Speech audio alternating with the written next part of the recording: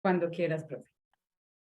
Ok, muy buenas tardes a todos y a todas. Muchísimas gracias por acompañarnos en este lanzamiento del número 68 de la revista de estudios de filosofía, que estuvo a cargo de los profesores Aníbal Pineda y Pierre Buhlmann como invitados, como editores invitados. Estamos muy contentos de poder hacer este lanzamiento, de poder compartir con ustedes toda la información relativa a los textos que se encuentran aquí adentro, al proceso de edición, a cómo se hizo la convocatoria del tema y cómo fue toda esta reunión de textos que encontramos aquí. También vamos a tener el día de hoy la conferencia de la profesora Juliana Leal Granobles de la Universidad del Cauca, que va a ser en realidad pues una muestra de ese trabajo que tenemos dentro del número. Sobra decir que para nosotros la revista Estudios de Filosofía es todo un honor haber tenido la oportunidad de contar con unas contribuciones de tan alta calidad, con un trabajo impecable por parte de los editores, por realmente unas ganas impresionantes de comunicar este trabajo que estamos haciendo, de estrechar lazos de comunicación, de también fomentar la discusión filosófica académica y hacer, pues, digamos, más notorio, cada vez más notorio, el trabajo que nosotros realizamos acá en el instituto, nuestro trabajo de curaduría académica, investigativa y científica. Pues sin más preámbulo, y de nuevo agradeciéndoles por su participación a los invitados y también por su asistencia a los espectadores, le voy a dar la palabra al profesor Aníbal Pineda. Muchísimas gracias. Buenas tardes a las personas que nos siguen a través de Facebook y a través de todas las plataformas de la revista Estudios de Filosofía y del Instituto de Filosofía de la Universidad de Antioquia. Para nosotros es una alegría poder presentar este número 68 de la revista, un número que está dedicado al tema estética y teoría crítica, un número que surgió en una idea que tuvimos en el año 2020, en los momentos del encerramiento y del confinamiento, surgió la idea de un seminario internacional que se llamó Seminario Internacional Estética y Teoría Crítica y que funcionó como aula abierta del programa de licenciatura en filosofía que el Instituto de Filosofía tiene en la seccional oriente de la Universidad de Antioquia en el municipio del Carmen de Viboral. En este número podrán encontrar diferentes contribuciones sobre principalmente el tema de la estética, la teoría del arte, pero también contribuciones sobre política, sobre pensamiento decolonial, en general ligado con el tema de la teoría crítica. Agradecemos la presencia de la profesora Juliana Leal. Somos 3-4 personas aquí en el panel conectados desde diferentes lugares de Colombia, desde Medellín, Juliana que nos habla desde Popayán, Pierre que está en Bogotá, Caro que también está en Medellín. Entonces, bienvenidos y bienvenidas a este encuentro. La profesora Juliana Leal, que compartirá con nosotros las ideas de su trabajo de investigación publicado en el número, es licenciada en filosofía por la Universidad del Valle en Cali, es magíster y doctora en filosofía por la Pontificia Universidad Católica de Chile y es profesora de filosofía del Departamento de Filosofía de la Universidad del Cauca. Es una experta, se interesa en Hannah Arendt, ha publicado ya varios artículos sobre el pensamiento de esta autora alemana y pues va a compartir con nosotros hoy el texto que publica en el número 68 de la revista y que tiene por título Hannah Arendt, Pensar entre pasado y presente. Bienvenida, Juliana, y gracias por haber aceptado la invitación, por haber contribuido al número de estudios de filosofía y bienvenida al evento. Muchas gracias. Gracias, profesor Aníbal. Buenas tardes a todas y todos. Pues bienvenidos a este evento de lanzamiento de la revista Estudios de Filosofía. Antes de comenzar, quiero darle mi agradecimiento al profesor Aníbal Pineda, al profesor Pierre Bullman por el trabajo de edición, quienes pues abrieron la convocatoria para este número, por toda su buena disposición, su empeño, su trabajo. También quiero agradecer a la profesora doctora Liliana Carolina Sánchez, que siempre estuvo muy pendiente, fue muy amable respondiendo nuestras preguntas. Hubo un trabajo muy dedicado, muy bonito de edición. Y también quiero agradecer a todo el equipo de editorial, a todas las personas que tras bambalinas hacen posible estas publicaciones, que son como un acto de resistencia en el mundo, digamos, académico que estamos viviendo, donde se nos exige publicar a cada rato y hay veces sentarnos a escribir, tener el tiempo de pensar, transmitir nuestras ideas se vuelve, digamos, una tarea que es dispendiosa, compleja. Bueno, voy a tomar unos minuticos para compartir la presentación que quiero a todos, digamos, mostrarles. Esta es como una guía, digamos, de ideas. Mi artículo se llama Hannah Arendt, pensar entre el pasado y el futuro. Es un artículo que quiero aclarar, se desprende de mi tesis doctoral. Hay un momento, es que yo no sé, se trabó por acá la presentación. Voy a dar un momentico, es que se trabó aquí desde mi computador. La transmisión de las diapositivas, ¿las pueden ver? Ahora sí, ¿sí? ¿Sí las pueden? Perfecto. Sí, miles de disculpas, es que a veces se traba por acá. Bueno, lo que les estaba diciendo es que este ensayo de reflexión se deriva de mi tesis doctoral, que tenía como propósito analizar cuál es la relación entre el pensamiento y la acción y el juicio en el pensamiento político de Hannah Arendt a partir de los actos de resistencia al régimen nazi. Entonces, quiero hacer una aclaración importante antes de comenzar, y es que, bueno, detrás de este ensayo hay todo un proceso exegético enorme. Hannah Arendt no era una autora que pretendiera establecer, digamos, un tratado sobre el pensamiento. Entonces, lo que vamos a ver es que en el gran número de obras que Hannah Arendt publica, las reflexiones sobre el pensar se encuentran dispersas. Especialmente mi ensayo se centra en las reflexiones de la autora a partir de los años 60, especialmente de Ayman en Jerusalén, que fue una obra publicada en el año 1963, y especialmente, digamos, vamos a centrarnos en Men in Dark Times, que es una publicación del año 1968, para posteriormente continuar con las reflexiones de Hannah Arendt en su obra inconclusa de Life on Mind, que fue publicada póstumamente en el año 1978, y especialmente también en las conferencias sobre la filosofía política de Kant del año 1982. Esta obra también fue publicada póstumamente y son como los cursos que Hannah Arendt ofreció en la Universidad de Chicago en vida. Entonces, hay una problemática de entrada que cualquier lector va a enfrentar cuando lee el título, y es acerca de qué entendemos, digamos, por el pensar y cómo lo entiende Hannah Arendt. Y esta cuestión es bastante difícil porque en Hannah Arendt esto es un problema. Entonces aquí vamos a enfrentar dos dificultades. Una dificultad arqueológica, porque vamos a tener que navegar en las obras de Hannah Arendt para encontrar cómo esta pensadora está comprendiendo, digamos, el ejercicio del pensamiento. En muchos artículos ella aborda esta problemática, especialmente a partir de los años 60, desde múltiples enfoques, distintas perspectivas, y hay una dificultad genealógica porque vamos también a ver que Arendt recurre, digamos, al origen etimológico de los términos para comprender su significado original. En ese sentido, yo comienzo el artículo haciendo alusión a una de las características del pensamiento arendtiano, y es que el pensamiento de Hannah Arendt se encuentra precisamente en haber asumido el reto de reflexionar los problemas políticos de su tiempo. En este sentido, vamos a encontrar que la pensadora judía alemana, ella misma señalaba que sus reflexiones eran ejercicios de pensar que no tienen como motivación ir tras la verdad o establecer, si se quiere, un sistema de principios que explique la vida política a partir de, digamos, de unos cuantos principios reduccionistas.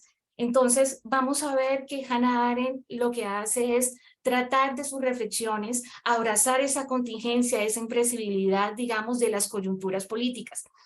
Entonces, eso nos muestra que el pensamiento arendtiano es un pensamiento que tiene un impulso fuertemente antiacadémico. Ella constantemente está criticando la tradición filosófica, ¿no?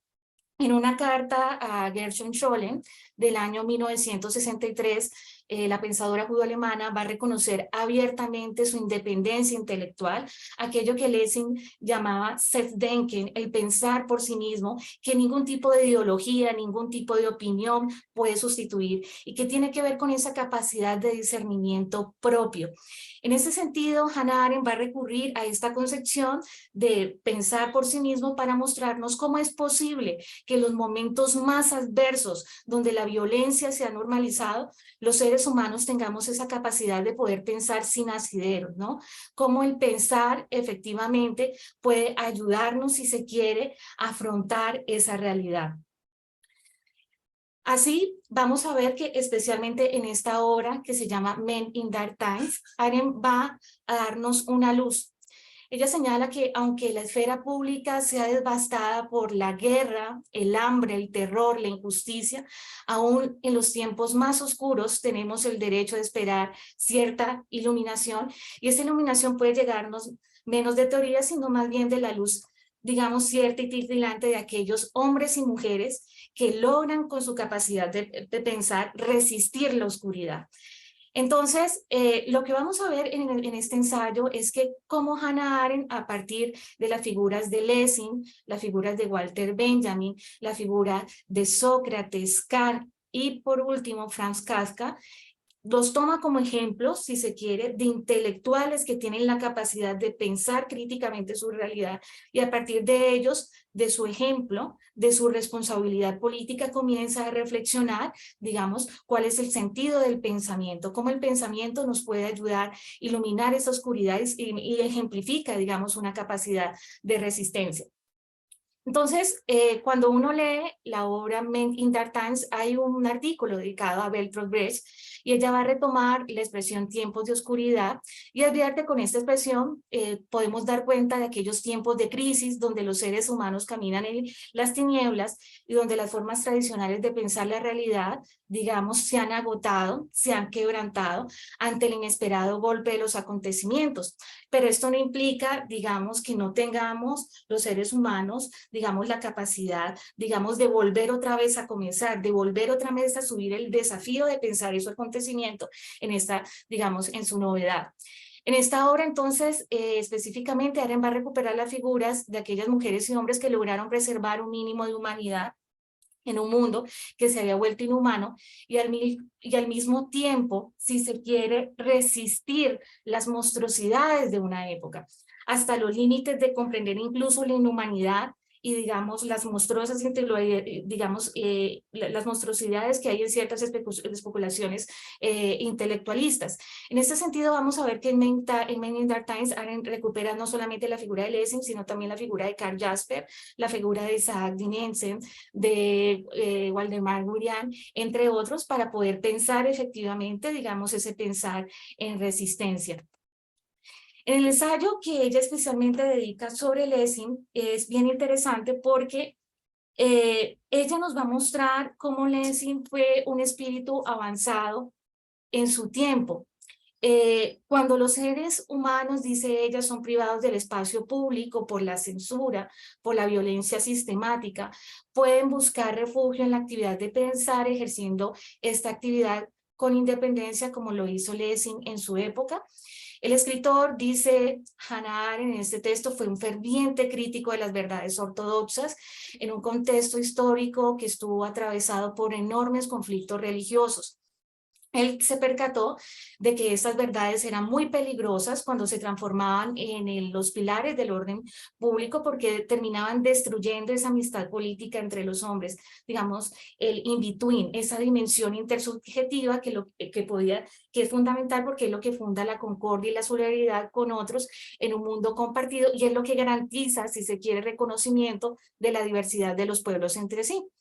Lessing no tenía impedimento en establecer una conversación amistosa con un musulmán, un judío, un cristiano, cualquier doctrina que derribara, digamos, la posibilidad de establecer, digamos, esa amistad entre los hombres, debía ser rechazada, según Lessing, de manera inmediata, digamos, por ese pensamiento crítico.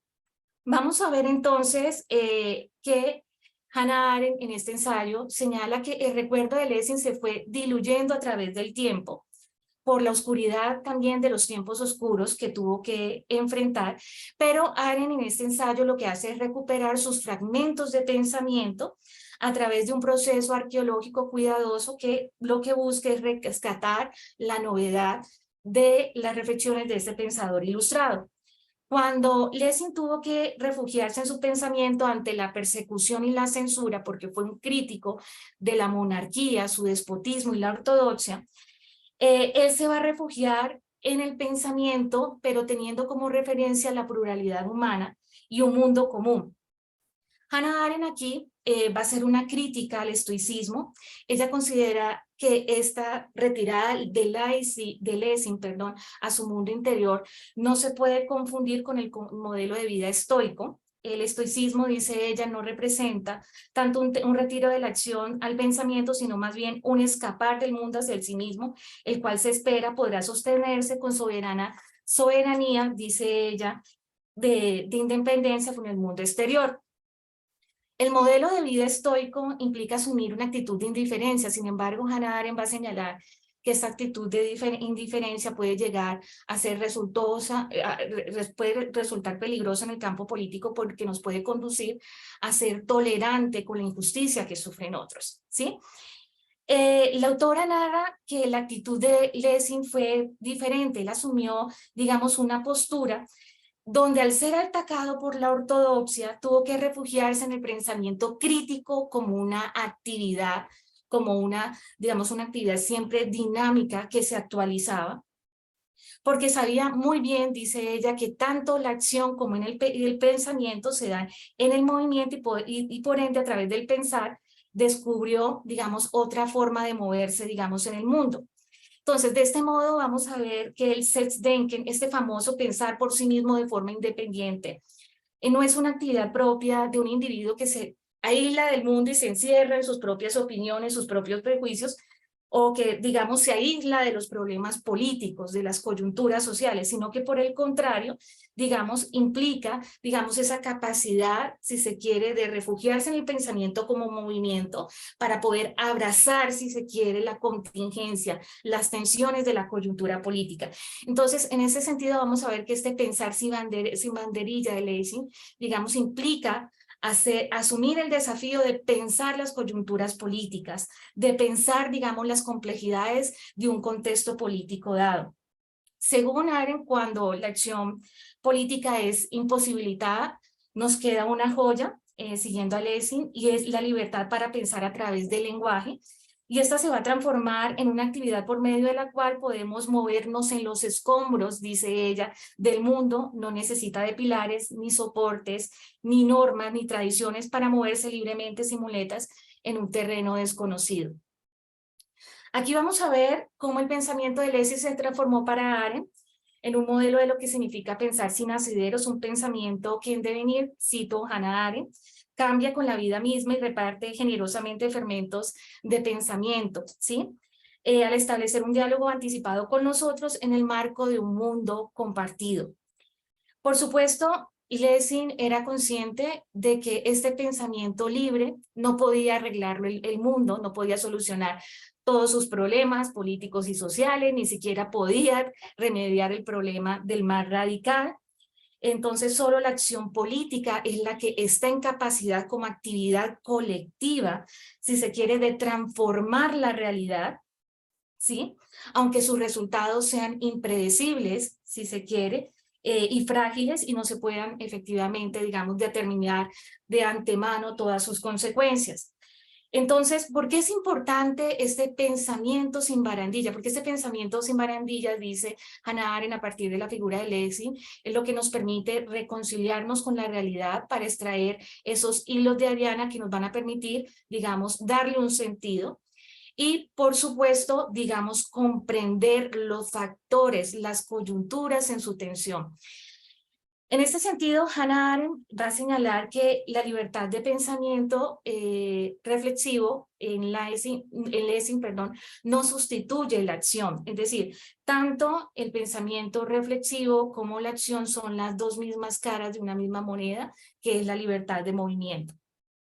Si nos preguntamos, a partir de la figura de Lessing, cuál es la relación entre el pensamiento y la acción, Lessing va a ser muy claro, y esta es una idea que Hannah Arendt va a recuperar, por ejemplo, en The Life of Mind, de que no podemos ligar a partir de las categorías de causalidad o conexión necesaria los resultados, si se quiere, de la acción con el pensamiento. Es decir, no podemos, si se quiere, establecer allí, digamos, una conexión necesaria. Es decir, al final, los resultados del pensamiento son impredecibles, como también los de la acción política. En este sentido, vamos a ver que la grandeza de Lessing estriba en un grande poder de discernimiento, al señalar, dice Hannah Arendt, de que no puede haber una sola verdad dentro del mundo humano, sino en su alegría que no existía y que por tanto el interminable discurso entre los hombres jamás cesará mientras el hombre sigue existiendo, ¿no? Hannah Arendt, a partir de la figura de Lessing, critica esta idea de tratar de imponer verdades absolutas en el espacio público. Para ella es demasiado peligroso, y aquí ella está teniendo como ejemplo lo que sucedió en el régimen nazi, también con la ideología. Es decir, cuando se impone una verdad absoluta, lo que se hace es alienar el pensamiento de los ciudadanos, y esto se ve fomentado por el conformismo social. Entonces, a partir de la figura de Lessing, ella va a criticar esa noción de los pilares de las verdades más conocidas, que muchas veces se transforman en los cimientos de las políticas públicas en un espacio de aparición, porque cuando existen estas verdades conducen a los ciudadanos a caer en zonas de confort, ¿sí? Asumir actitudes conformistas, y se vuelven extremadamente peligrosas, especialmente cuando terminan tolerando, como sucedió en el régimen nazi, digamos, o fomentando el exterminio hacia otras comunidades por su diversidad o su origen étnico. Cuando uno lee este artículo dedicado a Lessing, uno nota que Hannah Arendt retoma la crítica que Lessing hacía en su tiempo hacia la ortodoxia, porque él señala que esta comunidad de certezas remite a creencias, prejuicios y prácticas, tanto a nivel político, moral y cultural, que son considerados indubitables por los individuos al estar sumergidos en un contexto dado, y estas creencias que son exentas, digamos, por los individuos de toda duda, son aceptadas por los agentes, incorporadas, digamos, en sus formas de vida de forma totalmente acrítica.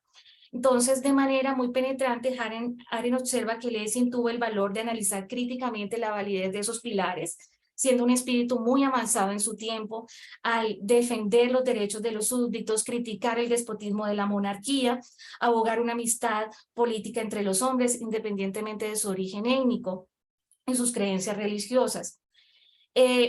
Vamos a ver que en este artículo, Hannah Arendt, digamos, a partir de la figura de Lessing, señala que lo que fue su propio tiempo, toda la experiencia que ella tuvo que vivir, digamos, de persecución, digamos, con respecto, digamos, al régimen nazi, en lo que fue el presente de ella, en el caso del totalitarismo nazi, los pilares de las viejas verdades no solamente fueron sacudidos, sino totalmente destruidos. Dice ella, cito a Hannah Arendt, solo necesitamos mirar a nuestro alrededor para ver que estamos de pie en medio de una montaña de escombros de aquellos pilares. En su retirada, digamos, de los alemanes hacia sí mismos, no hacia la actividad de pensar, muchos alemanes terminaron depositando su confianza en las nuevas verdades que fueron ofrecidas por la ideología nazi. Entonces, aquí vamos a ver que Hannah Arendt observa dos problemas muy delicados, y es que en esa retirada a un mundo imaginario, digamos, vamos a ver que muchos ciudadanos alemanes, digamos, fueron incapaces de reflexionar su propia realidad, y esto afianzó el adoctrinamiento ideológico. Vamos a ver que en The Origin of Totalitarianism, digamos, el adoctrinamiento ideológico lo que busca es extirpar el pensamiento crítico de los ciudadanos, sustituirlo por un pensamiento conductual que aparentemente es apodíctico para, digamos, transformar la realidad utilizando como medio el terror. Entonces, para Hannah Arendt esto es muy delicado. Aquí vamos a ver un ejercicio pernicioso de la especulación, cómo la especulación aparece en las ideologías políticas y busca inhibir, digamos, a los ciudadanos de comprender la realidad de manera autónoma. Y por otro lado, hay otro problema que ella señala también en este artículo, y es lo que sucedió tras la guerra. Muchos ciudadanos alemanes asumieron una actitud negacionista, la cual dificultó los distintos procesos de memoria histórica para evitar que realidades como el genocidio de las comunidades judías y gitanas se volvieran a repetir. Entonces, ella señala que en los años más crueles del nazismo, aquellos que resistieron, es decir, que preservaron su facultad para pensar, como Lessing, recurrieron a sus actividades, a su actividad, digamos, de ejercitar el pensamiento, digamos, y de juzgar reflexivamente. Y en este sentido, pese a que, digamos, se los privó de su libertad para actuar, digamos, pudieron efectivamente abstenerse de colaborar, digamos, con el régimen político. En el ensayo vamos a ver, ya aparece la figura de Karl Jaspers. A lo largo de Men in Dark Times aparecen otras figuras, como el caso de Bertolt Brecht, el caso de Walter Benjamin, ¿no? En esta misma obra vamos a ver que el pensamiento crítico resulta ser la única moral que funciona en situaciones límites, es decir, cuando las normas morales, digamos, dejan de tener una validez, cuando hay una violencia sistemática, digamos, en el espacio público, ¿sí? En esta obra vamos a encontrar también que Arendt señala que la historia, entendida como ese entramado de narraciones, digamos, ha dado cuenta de esos periodos oscuros donde el reino de lo público se vio prácticamente desboronado y el mundo se tornó prácticamente dudoso para la gente, porque las pautas ofrecidas por las tradiciones para comprender la singularidad de los acontecimientos fracasan y solo queda, digamos, un mundo de ruinas. Una crisis no solamente se manifiesta efectivamente cuando la violencia pasa de ser un medio a un fin y destruye cualquier espacio de participación ciudadana, sino también cuando las tradiciones dejan de ser pertinentes. Y es aquí de donde Hannah Arendt se hace una pregunta: ¿cómo puede uno pensar, y aún más importante en este contexto, cómo puede uno juzgar sin basarse en pautas, normas y reglas generales en las que pueden encajarse los casos y ejemplos particulares? Entonces, Arendt va a responder que a preguntas concretas se quedan respuestas concretas. Con estas palabras va a señalar que pese a que, digamos, ante una crisis se derriben, digamos, las pautas generales, nos queda el pensamiento y el juicio para comprender, digamos, esos acontecimientos, digamos, en su contingencia. El problema es que en el campo filosófico muchas veces hay la tendencia de, a través de la especulación, crear teorías abstractas que terminan tergiversando, digamos, los acontecimientos, digamos, políticos. Ella señala que no todos los pensadores están dispuestos a soportar el peso de la impredecibilidad de los asuntos humanos, especialmente en momentos de crisis. Ella, en este sentido, va a reconocer en este contexto la importancia de las palabras de Walter Benjamin, digamos, al respecto, digamos, de la pintura de Paul Klee, digamos, del Angelus Nous, digamos, en un mundo hecho de ruinas. Bueno, vamos a ver cómo el ángel intenta mirar el pasado, encuentra el mundo totalmente destrozado, intenta recuperarlo, lo despedazado, despertar a los muertos, pero ya no puede, digamos, hay un viento que lo lleva al presente. Y ese presente efectivamente es el que hay que pensar, ¿sí? Si bien Hannah Arendt es enfática, el más radical de los campos de concentración del totalitarismo nazi evidenció la bancarrota de las categorías del pensamiento y puso en cuestionamiento, pues, la idea, digamos, de la historia. Siguiendo a Benjamin, ella intenta recuperar esos fragmentos del pasado y trata de pensar la novedad del, digamos, del régimen totalitarismo a partir del testimonio de las víctimas, quienes fueron supervivientes. Entonces vamos a ver cómo en Hannah Arendt, a partir de, digamos, de esta influencia de Benjamin, empieza, digamos, a emerger una política del recuerdo. O sea, el testimonio de las víctimas es central para comprender, digamos, la esencia, digamos, del totalitarismo, y más cuando este régimen político buscaba cometer genocidios extremos, tratando de borrar el recuerdo de las víctimas, tratarlas como si nunca hubieran existido, como si no tuvieran dignidad. En este sentido, ustedes van a ver la enorme influencia de Walter Benjamin en la obra de Hannah Arendt.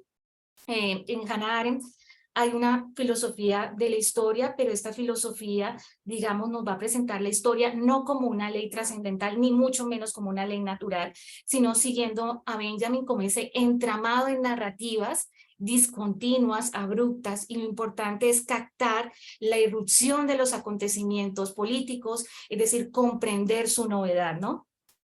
En el homenaje que hace a Walter Benjamin en Hombres en tiempos de oscuridad, ella le dedica un fragmento de la Tempestad de Shakespeare, que es bastante iluminador, que digamos palabras más, palabras menos, al igual digamos que un pescador de perlas que desciende hasta el fondo del mar, no para excavar el fondo y llevarlo a la luz, sino para descubrir lo rico y lo extraño, las perlas y el coral de las profundidades y llevarlos a la superficie. En las profundidades del mar, donde todo se disuelve por la oscuridad, es posible efectivamente rescatar las perlas, pero no hay que olvidar esa metáfora. Las perlas emergen cuando un cuerpo extraño, digamos, se introduce, digamos, en una ostra. Entonces, esta es una metáfora de la contingencia, es decir, hay que no solamente abrazar los acontecimientos, digamos, teniendo en cuenta sus particularidades, sino también las narrativas que van a ser, digamos, discontinuas y contingentes también. En este sentido, digamos, vamos a ver que estas formas cristalizadas, digamos, de las perlas, que para ellas son perlas de sabiduría, encarnan fragmentos de pensamiento que ponen de manifiesto que es posible resistir, digamos, las tinieblas totalitarias. Ya, digamos, en la segunda parte del ensayo, yo abordo una crítica que aparece en The Life of Mind a propósito de la tradición filosófica, ¿no? Arendt señala que desde la tradición filosófica inaugurada desde Platón, ha habido como un resquemor a los asuntos políticos por su contingencia e inquietud. Y el problema es que esa contingencia, esa imprevisibilidad, esa novedad tiende a ser bastante minusvalorada, si se quiere. Entonces, al privilegiar, dice ella, la contemplación filosófica, la mayoría de filósofos, salvo muy contadas excepciones, prefieren vivir desde torres de marfil, buscando establecer siempre teorías metafísicas o teorías utópicas de los problemas sociales y políticos, pero esto terminan desembocando, si se quiere, en ideas, digamos, que no dan cuenta como tal de las coyunturas políticas. Entonces, ella señala que hay que tomarse muy en serio los problemas políticos porque de ellos brotan genuinas cuestiones que deben ser abordadas. Entonces, lo que vamos a ver es que Hannah Arendt se plantea la pregunta ¿qué es el pensar? Y ella lo que primero que hace acá es analizar el sentido de la pregunta, y ella señala que la formulación de esta pregunta, ¿qué es el pensar?, nos lleva ya a un problema, y es que esta pregunta nos conduce a definir la actividad del pensar como si fuera una cosa cuando en realidad no es así. Es decir, la actividad del pensar, al igual que la acción, es pura energía, digamos como la acción política, lo sumo, lo que podemos describir son las características fenomenológicas de esta actividad, ¿no? Entonces, Hannah Arendt señala que el sentido de la facultad de pensar es valioso porque la actividad del pensar no es monopolio, digamos, de los pensadores profesionales, como lo llamaba Kant, sino que, digamos, es una actividad que puede realizar cualquier persona en la vida cotidiana, ¿no? Entonces, muchas veces, la gran mayoría de filósofos que han intentado responder la pregunta ¿qué es el pensar?, no se han preocupado por reflexionar seriamente en qué consiste la experiencia misma del pensar, y en lugar de ello terminan elaborando teorías metafísicas con un ojo mirando a los muchos en busca de fama o éxito, digamos, profesional. Entonces, Hannah Arendt se lanza la figura de un ejemplo de pensador, digamos, que tuviera esa preocupación de reflexionar los asuntos políticos, pero a su vez no dejara de ser ciudadano. Y entonces el ejemplo que ella nos trae es la figura, digamos, de Sócrates, ¿sí?, que es bastante importante. En el Ágora, Sócrates, digamos, representaba el movimiento de la actividad del pensar. Su famoso lema era que una vida sin examen no tenía objeto vivirla. Desde esta perspectiva, Hannah Arendt va a recuperar las famosas metáforas del tábano, digamos la comadrona y el pez torpedo, digamos Sócrates como el tábano cuando dialogaba con sus discípulos, buscaba hacerlos cuestionar sobre aquellas opiniones, creencias que, digamos, daban como dado, ¿sí? Y buscaba compartir sus cuestionamientos. Además, como la comadrona buscaba, digamos, que efectivamente, digamos, discernir qué opiniones eran válidas de las inválidas, y como el pez torpedo, digamos, podía llegar, digamos, a un diálogo que podía terminar siendo, digamos, aporéticos, sumergiendo, digamos, a los discípulos a, digamos, cuestionamientos que podían, digamos, que dejarlos como congelados, ¿no? Porque el pez torpedo es un pez antiguo que emitía choques eléctricos, ¿no? Hannah Arendt, en ese sentido, señala que la actividad del pensar tiene un carácter reflexivo profundo, ya que a través de la meditación, que es un ejercicio introspectivo, no solamente podemos poner, digamos, en examen, digamos, las acciones y juicios realizados en el ámbito público, sino que también es una actividad que vuelve sobre sí misma para examinar los propios pensamientos, los propios juicios. Allí ella va a señalar que ahí es donde se juega la propia actividad de pensar. Y en este sentido, ella señala que Sócrates descubre la importancia del pensamiento crítico, digamos, en la vida práctica. El ejercicio de esta capacidad, digamos, implica la confrontación plural de opiniones en los que cada participante enuncia su doxa sin pretenderla transformar en un principio rector. Arendt aquí establece una distinción entre el pensamiento reflexivo y pensamiento contemplativo. Cuando ella trae a colación la metáfora del viento del pensar, que ya se encuentra en Heidegger, ella señala que el pensamiento reflexivo, digamos, encarna, digamos, el viento, pero, digamos, en el caso del pensamiento contemplativo, lo que busca es buscar totalmente la calma. El pensamiento reflexivo, entonces, implica es un dialestai, es un diálogo del yo consigo mismo, donde el yo se divide en dos en uno. Digamos, el pensamiento reflexivo implica, digamos, ya una pluralidad, digamos, inserta, y esta es necesaria para examinar, digamos, los propios juicios, las propias acciones. A través de una confrontación también se puede, digamos, desplazar hacia el espacio público o hacia las coyunturas políticas. Pero el pensamiento contemplativo busca aislarse totalmente del mundo. Hannah Arendt, aquí, siguiendo ya aquí la figura de Kant, va a señalar que el pensamiento reflexivo requiere la comunicabilidad, requiere la publicidad, requiere un espacio plural que garantice efectivamente que los hombres puedan hablar, escuchar y ser escuchados. Entonces, el ejercicio del logos requiere así, digamos, de un espacio plural donde los otros, digamos, puedan compartir sus cuestionamientos, de forma similar, digamos, como la acción política. Entonces, por estas razones, ella va a afirmar que es más fácil actuar que pensar bajo un régimen tiránico. Digamos, en un régimen tiránico, cuando se inhibe efectivamente la acción, quienes recurren, digamos, a su pensamiento propio van a buscar resistir. Pero el problema, digamos, es cuando la violencia se vuelve extremadamente sistemática y se genera, digamos, este aislamiento, como sucedió, digamos, en el régimen totalitario nazi, y se inhibe, digamos, esa capacidad de resistencia a la libertad de pensamiento.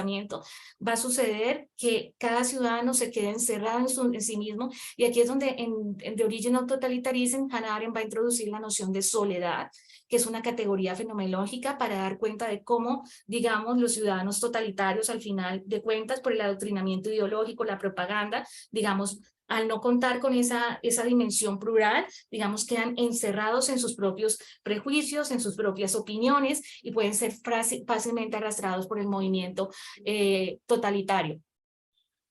En las conferencias sobre la filosofía política de Kant, Arendt va a agregar que el pensamiento crítico es antiautoritario. Digamos, este ejercicio del pensamiento reflexivo, digamos, no solamente nos libera de opiniones obsoletas, sino que además, digamos, nos permite activar, dice, la capacidad de discernimiento propio que la autora, digamos, identifica con el juicio reflexionante en Kant. Entonces, Hannah Arendt nos recuerda que los griegos llamaron, digamos, discernimiento a esta capacidad y la consideraron la principal virtud de excelencia del hombre de Estado, ¿no? La figura del daimon socrático también ilumina esta capacidad de discernimiento propio frente, digamos, a lo contingente.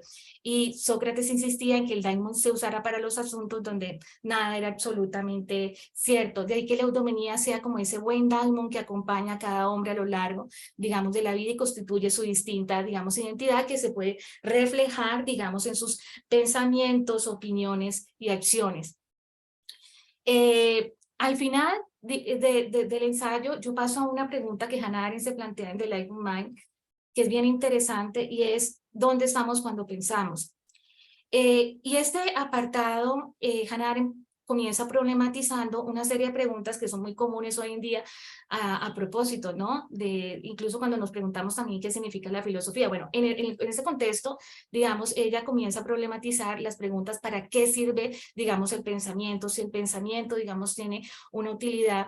Y ella también observa que esas preguntas son realizadas a partir del paradigma moderno utilitario que busca evaluar, si se quiere, cualquier tipo de capacidad humana, cualquier tipo de actividad a partir de la categoría medios y fines. Entonces ella dice, pues el problema de este paradigma es que es bastante reduccionista y no podemos hacer esto con el pensamiento, ¿no? Entonces, cuando se plantea la pregunta ¿dónde estamos cuando pensamos? Ella señala que cuando nosotros suspendemos las actividades, digamos, de la vida cotidiana y pensamos ya sean nuestras acciones o las coyunturas políticas o aquellos temas que nos interesen, digamos, el yo pensante se vuelve como una pátrida, si se quiere, suspende, o sea, no, digamos, es como una especie de yo cosmopolita, digamos, no está ubicado espacialmente, pero guarda, siguiendo acá, un sentido, digamos, está insertado en un sentido interno, que es el tiempo. Entonces, aquí vamos a ver que Hannah Arendt recupera una parábola que aparece en las obras de Kafka, que es la parábola del él. Hay una anécdota personal que quiero compartir con ustedes.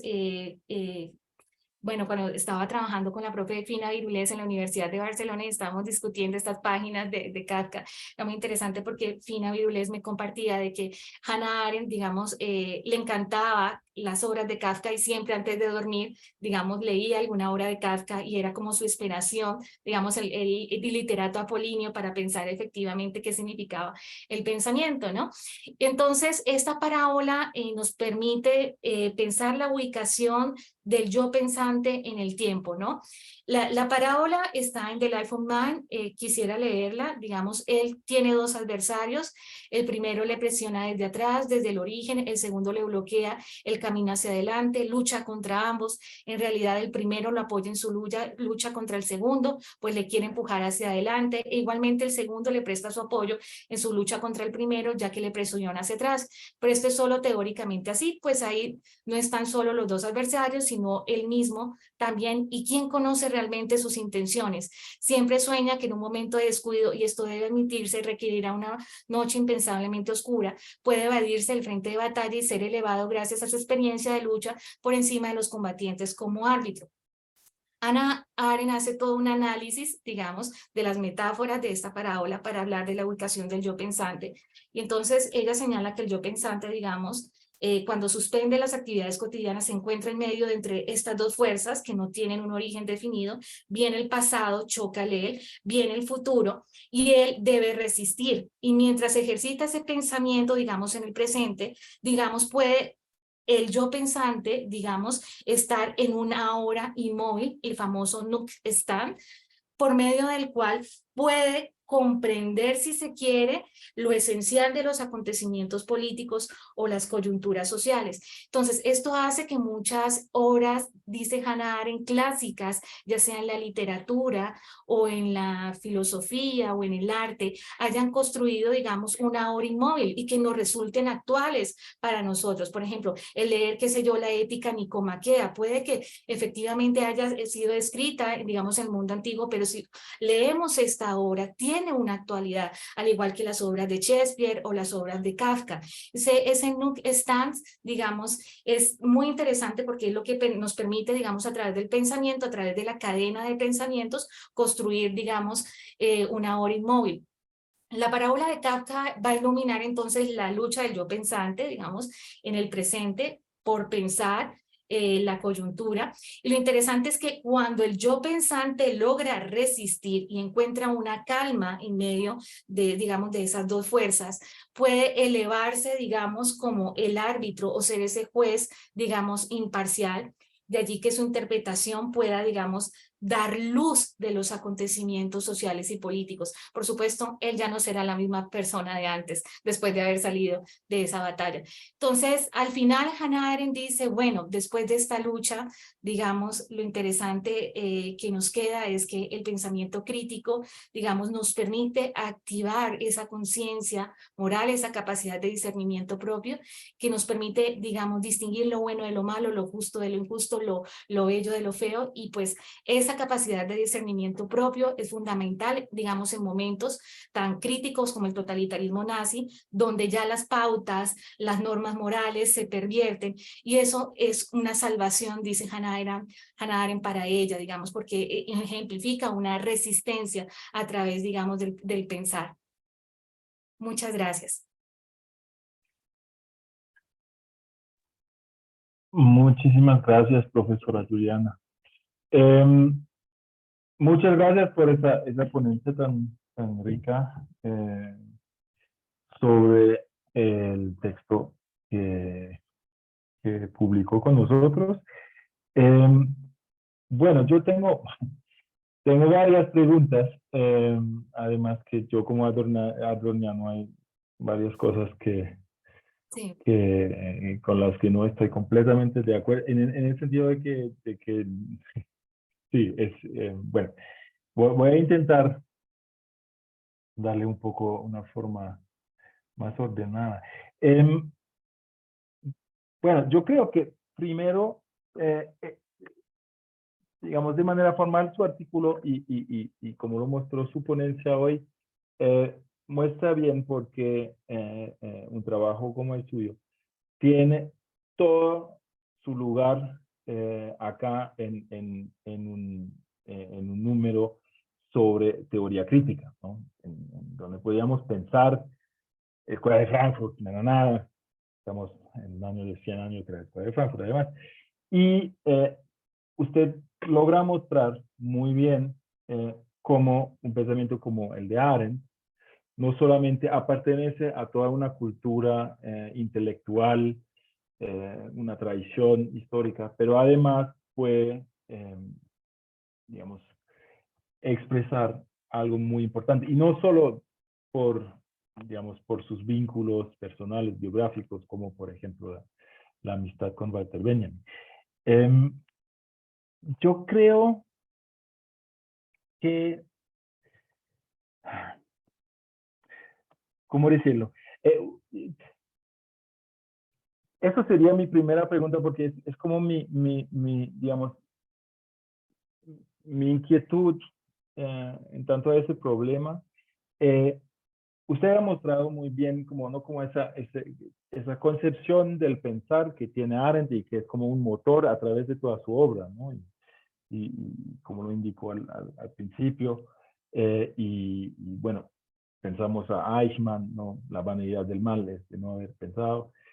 Es decir, tiene eso como, es la base ética, moral, política, social, del ser humano.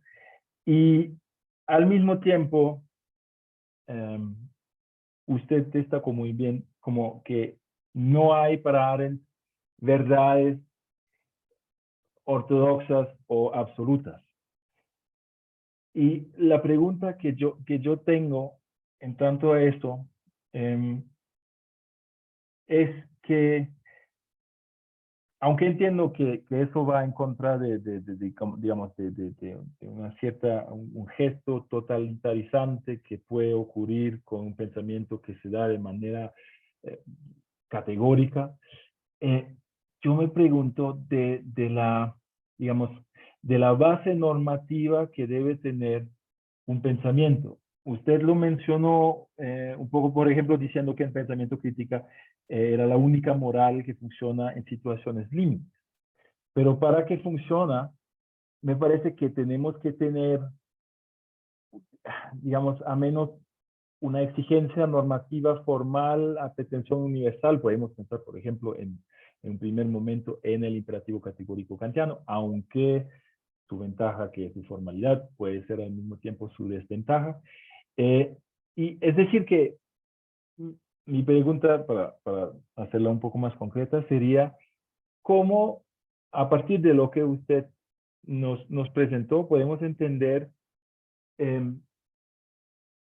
esa tensión entre un pensamiento que evolúa y que se expresa en un ámbito público y en una comunidad de pensadores, y las exigencias universales que deben, digamos, que deben, no quiero decir imponerse, pero estoy pensando, por ejemplo, en esa parte que es muy importante para Etienne Balibar, yo creo que es en los orígenes del totalitarismo cuando Arendt habla del derecho a tener derecho, ¿no? Es decir, que tenemos como a menos como un fundamento de exigencia universal que no podemos dejar. Es decir, no creo que Arendt sea un pensamiento relativista, pero no entiendo bien cómo logra pensar esa exigencia, digamos, de manera categórica, como exigencia, como lo hace, por ejemplo, Adorno después de 45 con su nuevo imperativo categórico. Yo añado esto para que vea también de dónde yo, digamos, salgo con esa pregunta, ¿no? Sí, bueno, tal vez empezamos con esa pregunta porque es como la más masiva que tengo y sí. Muchas gracias, profe Pierre, por su pregunta. Bueno, es una excelente pregunta. Efectivamente es una tensión en el pensamiento arendtiano, ¿no? El tema de la base normativa que debería tener la acción política y especialmente, digamos, para guiar el pensamiento. Bueno, cuando Hannah Arendt señala que el pensamiento crítico tiene una importancia en momentos de crisis, especialmente en el pensar y las reflexiones morales, Hannah Arendt hace una advertencia importante y es que el pensamiento crítico no nos debe conducir de forma extrema a un nihilismo o una negación de todos los valores, porque esa sería la otra cara del convencionalismo. Es decir, el nihilismo no es producto de la famosa frase de Sócrates, una vida, digamos, no merece ser vivida, digamos, sin pensamiento, sino que sería, digamos, la manera de, si se quiere, silenciar el pensamiento, digamos, teniendo una importancia, digamos, práctica fundamental. Hannah Arendt, en las conferencias sobre la filosofía política de Kant, empieza a introducir el concepto de validez ejemplar. Es decir, el pensamiento crítico da lugar al juicio reflexionante, y el juicio reflexionante es esa opinión que busca juzgar o discernir un acontecimiento, digamos, a partir digamos, de su singularidad propia, sin recurrir, digamos, a una opinión previa. Y en esa validez ejemplar juega un papel muy importante el concepto de pensamiento extensivo y la imaginación. No hay que olvidar las máximas de la ilustración kantiana, ¿no? Pensar por sí mismo, el pensamiento extensivo que nos lleva a través de la imaginación a analizar una situación, una opinión desde la perspectiva de los demás. No se trata necesariamente de asumir los otros, sino colocarnos en los zapatos de los otros para analizar la objetividad de la acción y el pensar consecuente. Entonces, Hannah Arendt introduce estas ideas en su pensamiento y señala que a la hora de juzgar es necesario ese pensamiento extensivo, y aquí se requiere el ejercicio de la imaginación, tal cual como Kant lo hizo, digamos, en el imperativo categórico, ¿no? Obra de tal modo que la máxima de tu voluntad se transforma en un principio de legislación universal. O sea, el imperativo en el fondo es un ejercicio de pensamiento, ¿no? Que busca efectivamente llevar, digamos, al sujeto a analizar una acción antes de ser realizada desde múltiples perspectivas. En este caso, Hannah Arendt, digamos, sin formular el imperativo categórico, por decirlo así tal cual, lo que hace es reivindicar, digamos, el valor que tiene la imaginación, entendida como esa facultad, digamos, creativa que nos permite siempre analizar, digamos, las situaciones desde múltiples perspectivas. En este sentido, por supuesto, una acción, digamos, que implique un daño a otro, si yo me pongo a pensar, digamos, qué pasaría si yo estuviera, digamos, en el lugar de la persona que está sufriendo el daño, dice, eso me llevaría, dice Hannah Arendt, a una abstención de realizar la acción. Por supuesto, en Hannah Arendt queda abierto el problema de que en vista del bien se puede elegir también el mal, ¿no? Que es un problema que ya estaba en Aristóteles, ¿no? Con el tema, digamos, de los incontinentes.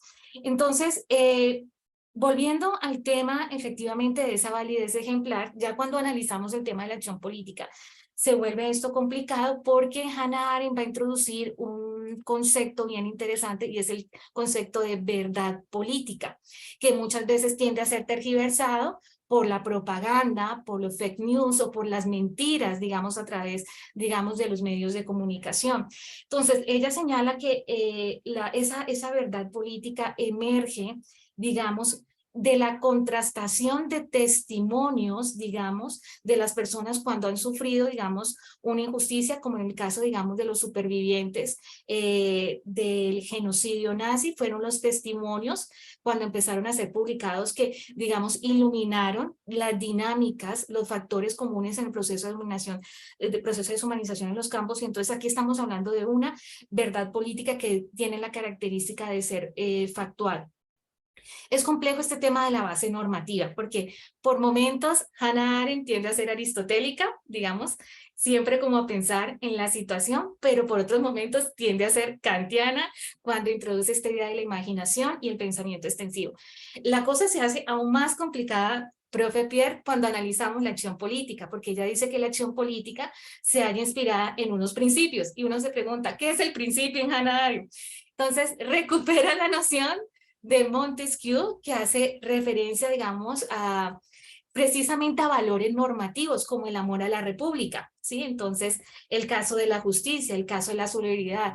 Y es bien interesante porque usted hace un rato mencionaba los orígenes del totalitarismo, y ella en los orígenes del totalitarismo precisamente nos da un buen ejemplo de cómo esa base normativa tiene una solidez ante una situación de coyuntura, y fue lo que sucedió con el caso de Alfred Dreyfus, que fue este militar francés que en el siglo XIX fue condenado de manera injusta de alta traición, llevado a la cárcel, y está, digamos, toda la defensa que hace Émile Zola a través de Dieu accuse, digamos, mostrando la injusticia y, digamos, en Hannah Arendt, digamos, el caso de Émile Zola con el caso de Dreyfus nos muestra la capacidad que tiene un intelectual en medio de una coyuntura, mostrarnos la arbitrariedad de una situación, una injusticia hacia una persona, y la responsabilidad, digamos, que tiene este intelectual, digamos, de ser solidario, ¿no? De defender a una persona ante una injusticia, digamos, sistemática debido también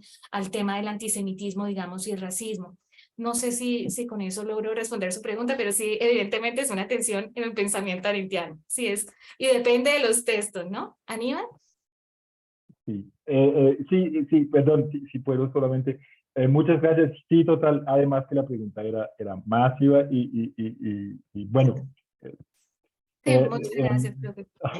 Y voy a, sí, no sé si Liliana o Aníbal quieren Sí. preguntar algo. Solamente, perdón, Aníbal, antes de, porque yo tengo abierto también el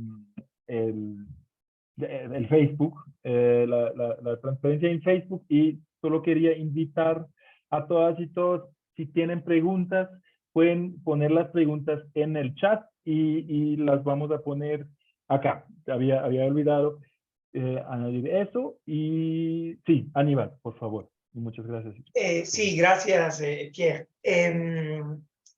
Juliana, decías que te preguntabas acerca de cuál era la experiencia del pensar en el texto, y pues mostrabas la importancia que tiene para Hannah Arendt comprender la novedad del presente, es decir, tratar de captar cada acontecimiento desde su singularidad. Es eso lo que ella hace, por ejemplo, en Los orígenes del totalitarismo, que por cierto está aquí,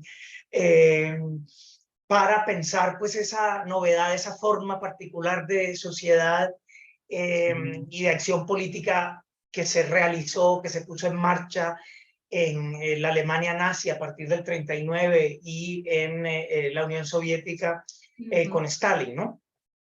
Y entonces, y luego, digamos que la idea para tratar de captar, o la manera más bien de captar lo propio, la singularidad del acontecimiento y del presente, pues era lo que llamabas el pensamiento reflexivo, que oponías al pensamiento contemplativo, ¿cierto? Si entendí bien. Entonces, digamos, el pensamiento reflexivo es distinto al pensamiento contemplativo. Pero digamos que aquí está esta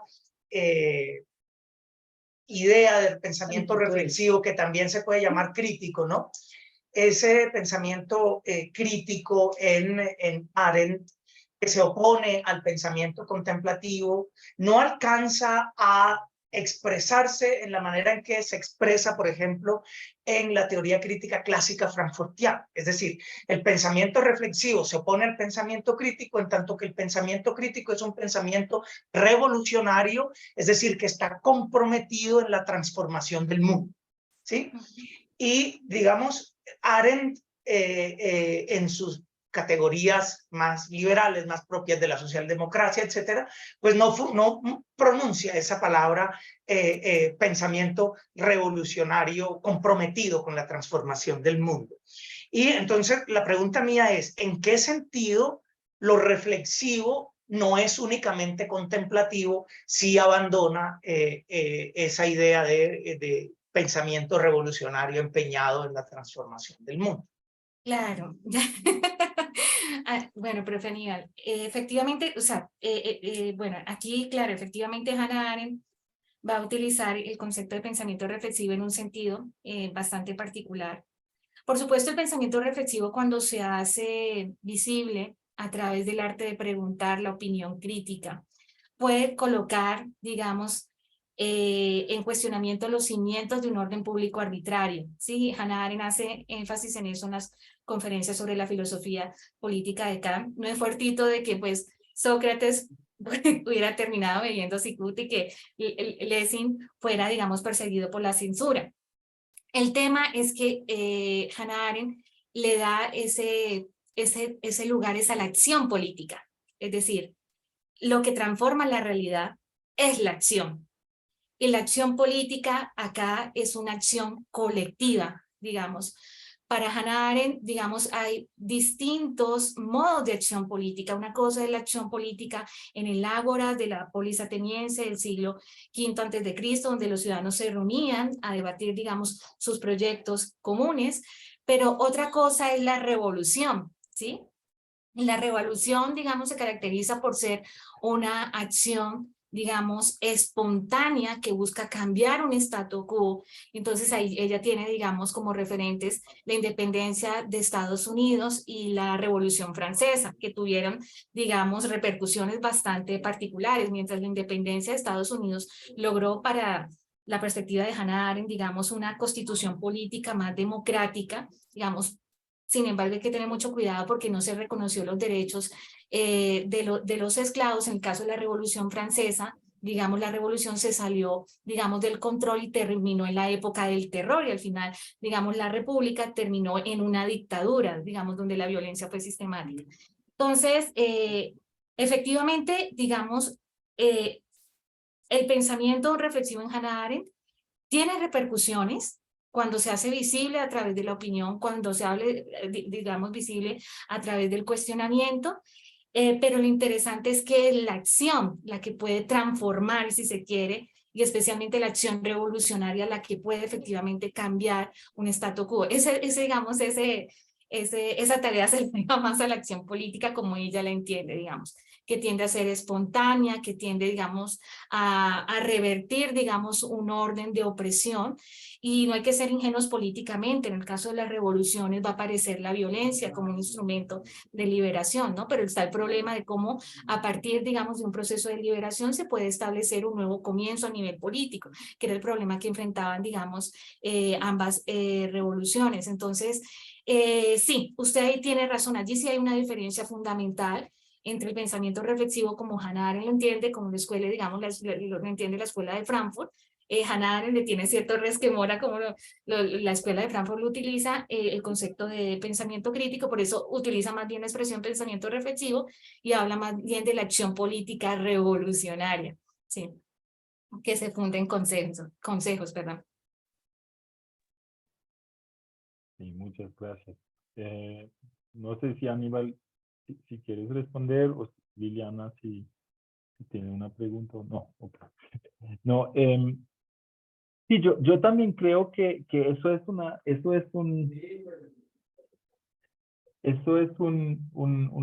diferencia fundamental con pensadores como, por ejemplo, Adorno o Bloch, que veo atrás de Aníbal.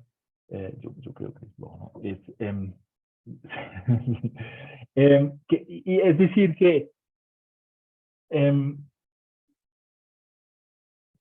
para ellos el peligro del pensamiento que se quiere volver acción directamente es de reproducir la única manera o la única práctica posible o conocida, que es lo que dijo Adorno, ¿no? la práctica fascista, lo que dijo Adorno a sus estudiantes, ¿no? Si ustedes dejan de pensar, dejan la teoría, van a reproducir la única práctica que conocen, es el fascismo. Porque yo, sin entrar demasiado en tecnicidades, pero porque usted dijo, pensar es acción y acción es transformar la realidad. Pero yo creo que, con Adorno, yo respondería que aunque el pensamiento es una forma de praxis, no es lo mismo que cada otra acción. Y es decir que en ese sentido, en particular, se podría decir del pensamiento especulativo que busca otras formas de pensar el mundo, y es decir, de pensar otras formas de, digamos, de imaginarse acción, ¿no? Es decir, eso no sería como una limitación como surgiendo de un miedo de la abstracción del pensamiento que se puede volver totalitarización. Gracias, profe Pierre. Efectivamente, No. Ronald Weiner creo que hace una alusión a ese problema en Hannah Arendt. Bueno, cuando Hannah Arendt efectivamente establece esta distinción entre pensamiento reflexivo y pensamiento contemplativo, tiene la famosa distinción kantiana entre intelecto y razón, ¿no? Ella identifica las actividades del pensamiento con la razón, mientras que la contemplación, digamos, con el intelecto, ¿no? En un ensayo que está publicado en un libro que se llama De la historia y la acción, que se titula Comprensión y política, Hannah Arendt no niega la importancia del conocimiento, es decir, de tratar de establecer, si se quiere, creencias verdaderas y justificadas y validadas experimentalmente. No niega esa importancia. Pero lo que le parece problemático, efectivamente, es que en el campo de los estudios de los acontecimientos políticos, donde los acontecimientos se caracterizan por ser contingentes e impredecibles, se busque explicar teorías, ¿sí?, que traten de explicar digamos, esos coyunturas, si se quiere, a partir, digamos, de teorías abstractas. Eso es lo que a ella le parece delicado, y ahí es donde la especulación se puede volver peligrosa, porque ella está criticando todo este intento de los filósofos modernos, no sé, bueno, si ustedes recuerdan el caso de Locke, David Hume, que intentan ser los Newtons de las ciencias humanas, de tratar de explicar las acciones humanas a partir de unos cuantos principios. Entonces, allí ustedes van a ver una crítica de Arendt a la modernidad, ¿sí? Especialmente ese ideal de tratar efectivamente de comprender, digamos, las coyunturas sociales, las coyunturas políticas a partir de principios reduccionistas. Entonces, ella por eso le apuesta, digamos, en sus ejercicios de reflexión por tratar de comprender coyunturas políticas, y por eso vamos a ver que el pensamiento de Hannah Arendt es rico, ¿sí? Es decir, están las reflexiones sobre la Revolución Francesa, sobre la independencia de Estados Unidos, sobre los movimientos de desobediencia civil en los años 60, sobre el problema de la violencia. Es decir, nosotros en español Hoy en día contamos que muchas de sus obras han sido ya traducidas, pero todavía hay textos inéditos en la librería del Congreso, ¿no? Y en el Bard College, que todavía, digamos, están pendientes por traducir. Entonces, ella era una pensadora que estaba muy preocupada por las coyunturas, digamos, de su propio tiempo. Y en este sentido, creo que efectivamente, digamos, el resquemor de Hannah Arendt tiene que ver con el problema de cómo tanto la ideología nazi como la ideología stalinista fueron cosmovisiones que buscaron efectivamente establecer, digamos, una nueva realidad, pero, digamos, afianzando, si se quiere, una especulación que desde una perspectiva performativa y utilizando la violencia y ya transformada en un fin en sí mismo, en una forma del terror, nos mostró su cruel realidad, ¿no? La idea de, en el caso de ideología nazi, tratar de destruir todas aquellas comunidades que fueran distintas a las, digamos, al ideal del ciudadano ario, en el caso, digamos, del régimen estalinista, todas, digamos, esta idea de buscar una sociedad sin clases y hacerla, digamos, llevarla a la, digamos, a la realidad por parte, digamos, de Stalin, utilizando la violencia, las gulags, las purgas. Entonces, ahí Hannah Arendt es como muy cuidadosa y nos hace una advertencia, es decir, hay que tener cuidado, ya sea con las teorías metafísicas o con las ideologías, porque muchas veces pueden inhibir esa capacidad que nosotros tenemos de manera autónoma de pensar la propia realidad, porque si nos dejamos guiar por las ideologías, por una teoría abstracta, podemos efectivamente terminar explicando los acontecimientos como si estuviéramos aplicando los conceptos a esa realidad cuando nos estamos enfrentando a una realidad que exige de nosotros, digamos, analizar su coyuntura, ¿no? Ahora, a propósito de esa pregunta, profe, me hizo acordar de la anécdota de que Hannah Arendt en Men in Dark Times trae de Bertolt Brecht, que era muy amigo de Walter Benjamin, ¿no? Bueno, el esposo de Hannah Arendt hizo parte del Partido Comunista Alemán. Bertolt Brecht pues también pertenecía al Partido Comunista, y entonces cuando empiezan a tener conocimiento de las Gulag, ¿sí? En la Unión Soviética, pues varios comunistas alemanes toman distancia de la ideología de Stalin. Entonces, en este ensayo que Hannah Arendt dedica a Bertolt Brecht, dice en un momento, Bertolt Brecht ahí donde se dio cuenta de que de acuerdo a la ideología stalinista, para poder transformar la realidad había que cometer actos crueles, incluso ante comunidades inocentes como campesinos de manera arbitraria, y ahí es donde empezó su decepción, si se quiere, con el comunismo, y es como esa señal de advertencia de que a nivel político pues hay que tener mucho cuidado con las actitudes de indiferencia, pero también cuando asumimos una cosmovisión política de manera acrítica, porque cuando lo hacemos terminamos tergiversando la adecuada comprensión de los acontecimientos. Y ese fue como el problema al cual se enfrentó Bertolt Brecht y el desencanto después, digamos, con lo que hizo Stalin, ¿no? Invocando el espíritu de Marx y Lenin y todos los principios comunistas, y ahí es el desencanto de muchos comunistas alemanes, ¿no? Por lo que sucedió posteriormente en la Unión Soviética. Bien, yo quisiera hacer una pregunta, profesora, y es sobre algo que usted dijo en la conferencia, pero que está pues basado en el texto de la revista, ¿no? Y voy a leer un parrafito de lo que usted escribe. Dice, siguiendo a Paul Valéry, Arendt señala que el yo pensante no se encuentra, por hablar en términos espaciales, en ningún lugar. Es una patridad, dice citando a Arendt, en el sentido más contundente del término, algo que podría explicar el temprano desarrollo de un espíritu cosmopolita entre los filósofos. Y luego nos explica usted misma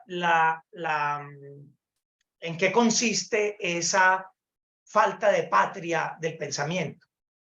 La actividad del pensar, dice, le permite al yo pensante tomar una distancia y transformarse en un espectador del mundo y del juego de la vida con sus desavenencias y giros impredecibles.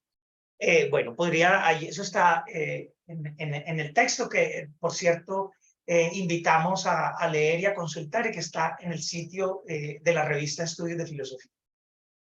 La pregunta mía tiene que ver con precisamente con eso, es decir, cómo nosotros, latinoamericanos, después del giro decolonial, sé que viene de la universidad, que trabaja en la Universidad del Cauca, donde hay un trabajo de decolonialidad bien fuerte, podemos decir que el yo es apátrida cuando piensa, y no más bien, como dice Fray Beto, a cabeza piensa a partir de donde están los pies, ¿no? ¿Cómo leer esa idea de Arendt desde la América Latina y después del giro decolonial latinoamericano? Bueno, muy buena pregunta, profe Aníbal. Sí, bueno, realmente, efectivamente, yo estoy trabajando actualmente en la Universidad del Cauca. Nosotros tenemos presencia de comunidades indígenas, comunidades afrodescendientes. Estamos en una zona donde uno, por las noticias, escucha, bueno, ha cesado el conflicto armado, pero aquí hay zonas del Cauca donde se está recrudeciendo nuevamente la violencia y este es un tema muy delicado. Y es muy pertinente su pregunta, claro, efectivamente, la parábola de Kafka, del yo pensante, digamos, lo que hace, digamos, Hannah Arendt la toma como punto de partida para tratar, digamos, de explicar cómo en el ejercicio del pensar, digamos, ante una situación presente, digamos, suspendemos nuestras condiciones idiosincráticas, ¿no? Y por supuesto, digamos, en The Life of Mind, ella no desarrolla más esta idea, es decir, no hay un ejemplo. Curiosamente, es en los orígenes del totalitarismo donde sí vemos digamos, esos cuestionamientos digamos, a las agendas imperialistas, por decirlo así, cómo esas agendas imperialistas estuvieron presentes efectivamente, no solamente los totalitarismos, digamos, nazis, estalinistas, sino que vienen desde mucho antes, desde la época de la colonia, ¿no?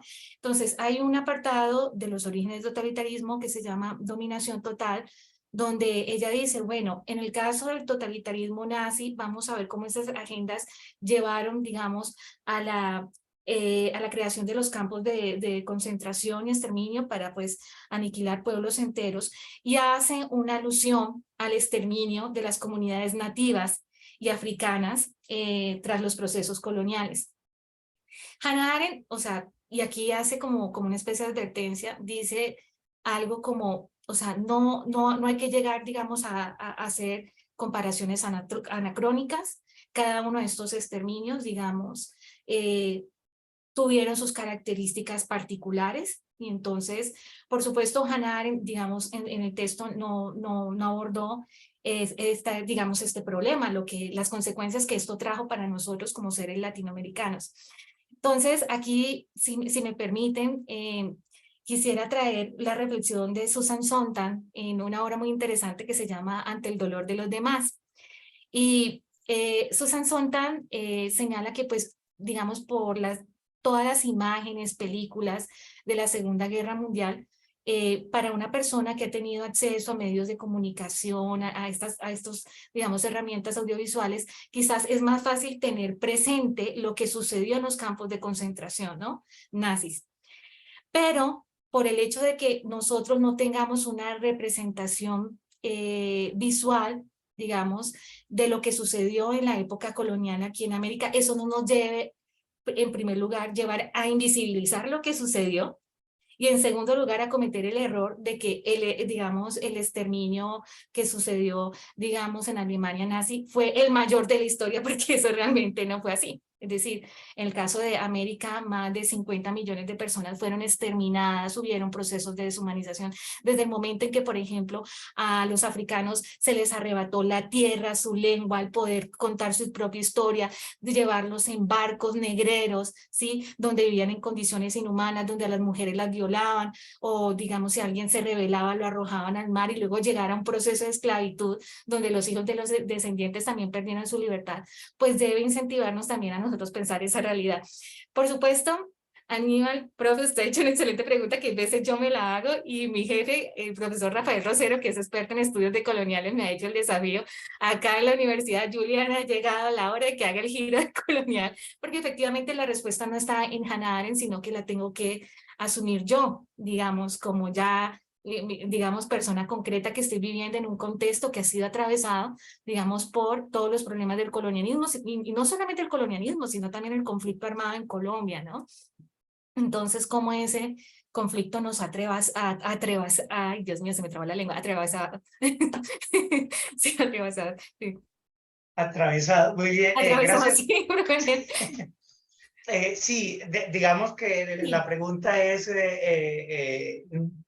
digamos que me parecía normal o simpática, y digo, ¿qué clase de resistencias podrá enfrentar este párrafo en un departamento de filosofía como el de la Universidad del Cauca? Sí, eso. Yo quería, escuchándola, preguntar algo, ¿no? Os hizo referencia a un tema particular, que es el tema de la singularidad de Auschwitz, ¿no? O del tema de la singularidad de la Shoah. La Shoah es el crimen por excelencia, por antonomasia, el más grave de todos los crímenes que se ha cometido en el mundo, etc. Y yo quisiera preguntarle por cuál es la posición de Hannah Arendt frente a ese debate, ¿no? Porque, digamos, existe la idea de la absoluta singularidad de Auschwitz que encontramos en algunos autores. Digamos, hay un autor como Enzo Traverso que ha trabajado o que ha intentado contarnos un poco cómo se desarrolla ese tema en el pensamiento, en la segunda mitad del siglo XX. Y me gustaría saber cuál es hacia qué posición se inclina Hannah Arendt, porque cuando uno lee Los orígenes del totalitarismo, los orígenes del totalitarismo básicamente lo que dicen es que la Alemania nazi creó un tipo de sociedad que no es absolutamente comparable con ninguna de las otras, digamos que escapa a cualquier forma de taxonomía que haya sido elaborada históricamente por por el pensamiento político, por la filosofía política, ¿cierto? Sí.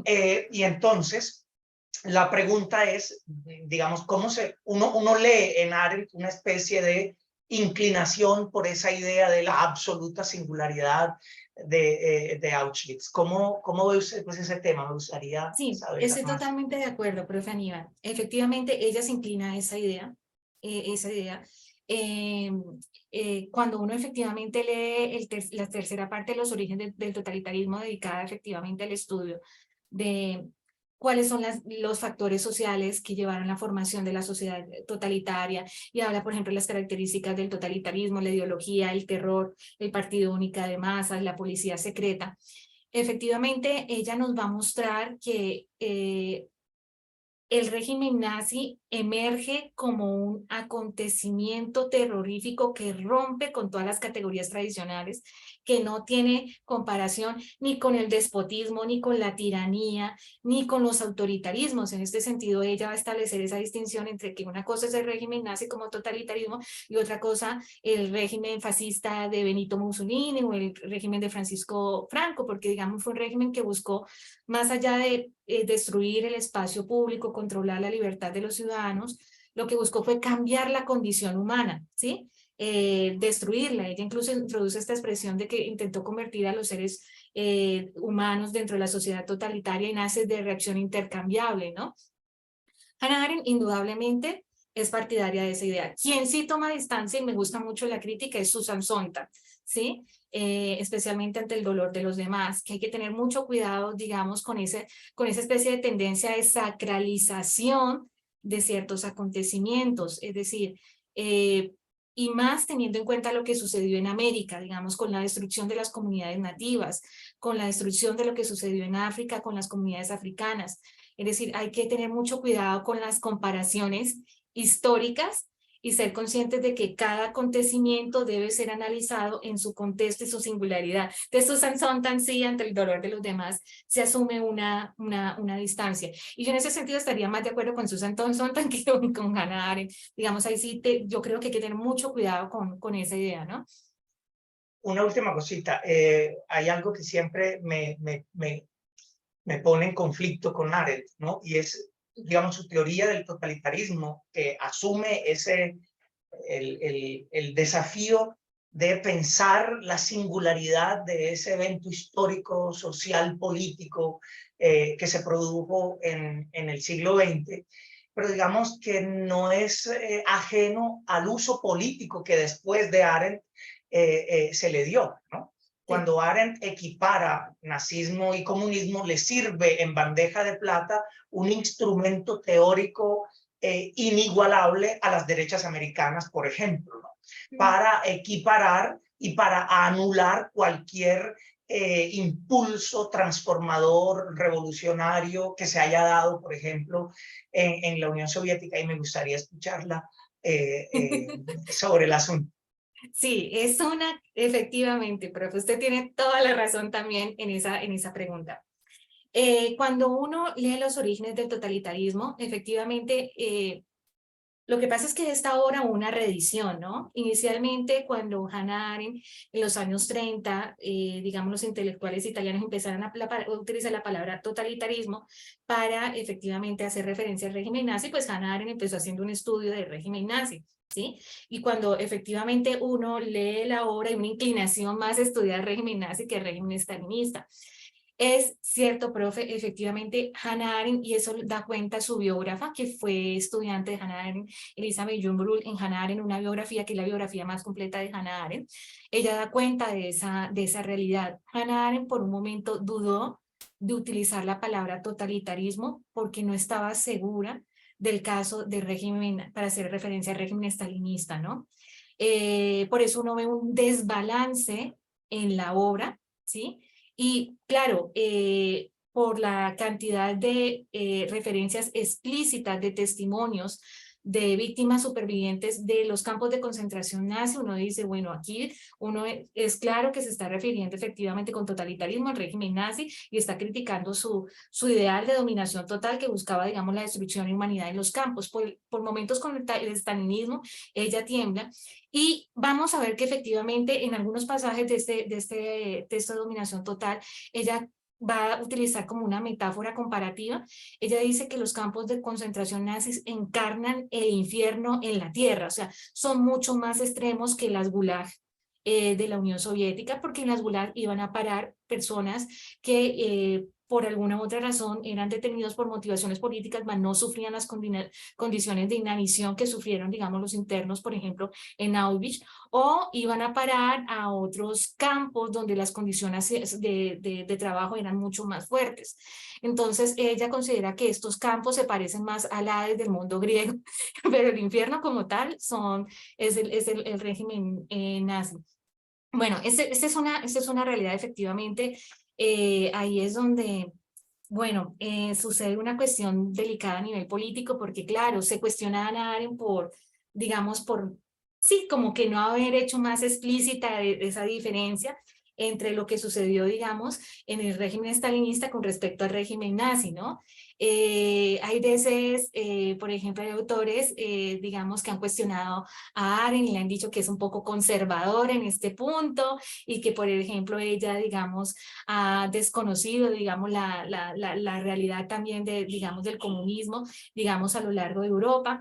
Y yo creo que ese es un asunto complejo, es un asunto complejo porque pues el esposo de Hannah Arendt fue militante del Partido Comunista. Ellos cuando se radican en Estados Unidos, la CIA los empieza a perseguir, digamos, empiezan como a fiscalizar mucho las obras de Hannah Arendt, sus columnas de opinión. O sea, vamos a ver que Hannah Arendt, según Elizabeth Jumbrull en su biografía, no solamente fue perseguida por, digamos, las fuerzas de seguridad del Estado de Israel por Ayman en Jerusalén, sino también por su posición crítica frente al gobierno de Estados Unidos. Entonces, no es que Hannah Arendt fuera conservadora, sino que hay un momento cuando tiene digamos, las noticias de las Gulag por todos los informes históricos de la época que empieza a cuestionar los abusos de poder de Stalin, ¿sí? Y entonces, por hacer esa crítica digamos, la han tildado de conservadora, pero Hannah Arendt en ese sentido vamos a ver que es muy independiente, y especialmente por la reflexión también que hace en algunas reflexiones sobre la Revolución Húngara en los años 60, cuando Gorbachov, digamos, da la orden de silenciar el levantamiento, digamos, en Budapest, y manda estos camiones de guerra donde asesinan a cientos de ciudadanos, y empieza todo este control, digamos, político. Entonces, ahí vamos a ver que Hannah Arendt asume una posición crítica, al igual que lo hizo Jean-Paul Sartre, ¿no? Que son autores que en un momento, cuando ven estos abusos de poder bajo gobiernos, digamos, comunistas, pues empiezan, digamos, a poner en cuestionamiento. Entonces, al final, uno de los orígenes del totalitarismo, hay un momento en que ella dice, bueno, un gobierno autoritario puede ser de izquierda o derecha, un gobierno totalitario puede ser de izquierda y de derecha, pueden utilizar mecanismos similares de dominación, pero en dominación total es claro que el régimen nazi fue mucho más extremo en sus, digamos, en su afán de dominación total, ¿no?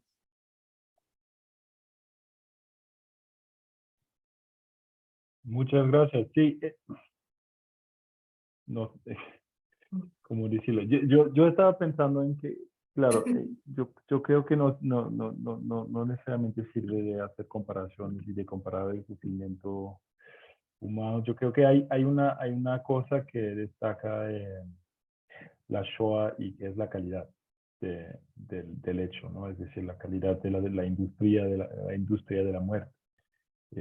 A menos es así que entiendo, por ejemplo, bueno, yo siempre vuelvo con mi adornianismo de base, pero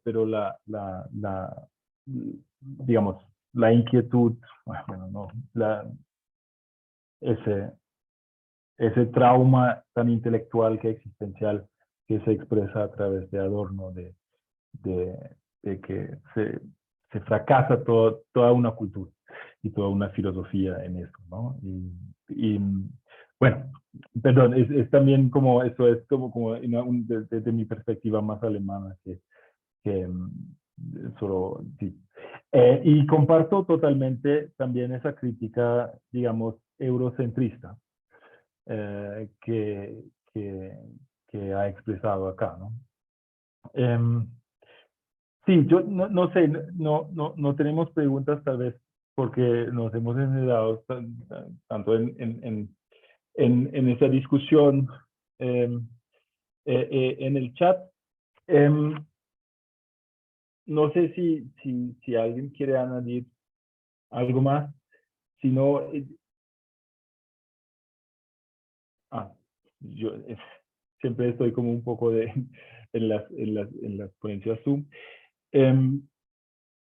Sí, quiero agradecerle primero a usted, profesora Juliana, para la ponencia que nos ha compartido hoy, y para haber contribuido a nuestro número, la verdad. Y yo creo que usted nos ha mostrado no solamente una muy interesante interpretación del pensamiento de Arendt, sino también, perdón, de lo que quiere decir Selbstdenken, pensar por sí mismo, y porque esto quiere decir también pensar por sí mismo frente a las autoras y los autores que estamos leyendo, que estamos trabajando, y es decir, también frente al encanto, ¿no? que nos dan esos autores y esas autoras, y yo creo que también la discusión lo ha mostrado muy bien, y le agradezco esas esas críticas también al pensamiento arendtiano, que yo creo son muy importantes, además desde una perspectiva latinoamericana, desde una perspectiva colombiana, para trabajar, para pensar con autoras y autores como Hannah Arendt. Y entonces, muchas gracias. Yo creo que eso ha expresado muy bien también lo que Aníbal y yo, si me puedo permitir de hablar también en tu nombre, Aníbal, pero lo que queríamos hacer con ese número, que era también no solamente, digamos, pensar con esos autores y a través de esos autores para ver lo que hay hoy que hacer con la ayuda de estas autoras y autores, y también de este lugar, ¿no? Tenemos autoras y autores desde Europa, pero también muchos y muchos desde América Latina, y yo creo que es muy importante esos aportes que se hacen, que se dan, que se trabajan, que se producen, y hemos a menos intentado digamos, a editar, a reunir esas voces que hoy están trabajando en esto. Entonces, pues, otra vez, muchísimas gracias, Juliana Leal Granobles, de haber compartido con nosotros esta ponencia. Yo me permito también agradecerles a todas y todos que han trabajado con nosotros en la revista, Liliana Carolina Sánchez, por supuesto, pero también, por ejemplo, Laura Echandía. Fue para nosotros una experiencia, como siempre, yo como editores, es siempre una experiencia también como existencial, ¿no? Como así fuerte, pero fue para nosotros un éxito y fue un verdadero placer. Y sí, quiero agradecerles a todas y todos que nos han ayudado en cada momento durante todo este proceso. Y sí, yo creo que puedo hablar otra vez para Aníbal también. Estamos muy orgullosos del producto y de ese número de la revista. Y sí, muchísimas gracias. Y sí, no sé, Aníbal, sí. Sí, Liliana. simplemente agradecer a la profesora Juliana por la generosidad de querer compartir con nosotros su conocimiento. Un saludo también a las personas que nos han dejado sus mensajes de saludo y de agradecimiento en el chat, a María Adelaida León, Juliano Bonamigo. Gracias. Y invitarlas a que consulten el número, a que lo lean, a que lo compartan. Seguro que encontrarán allí trabajos de gran vigor y de gran brío teórico.